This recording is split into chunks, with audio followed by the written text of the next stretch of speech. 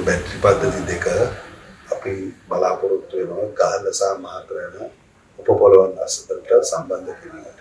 ගාල්ල උපපොළ මේ පද්ධතිය සම්පූර්ණ කොට ජූලි මාසයේ අග වගේ වෙනකොට ඒක ජාතික පද්ධතියට එකතු කිරීමට. අගෝස්තු මාස අවසන් වන විට මාතර ව්‍යාපෘතිය ජාතික විදුලි බල පද්ධතියට සම්බන්ධ කිරීමට බලාපොරොත්තු. ඒ තුලින් මෙගාවට් 80ක් දහවල් කාලයේදී මෙහි ගබඩා කොට රාත්‍රී කාලයේදී ජාතික පද්ධති අවශ්‍යතාව මත එය භාවිත කිරීමට හැකියාව තියෙනවා. මෙම ව්‍යාපෘති දෙකේ සම්පූර්ණ පරිපාලනය කිරීම උත්තරභාරව සිටින රාජ්‍ය සතු NSO ආයතනය.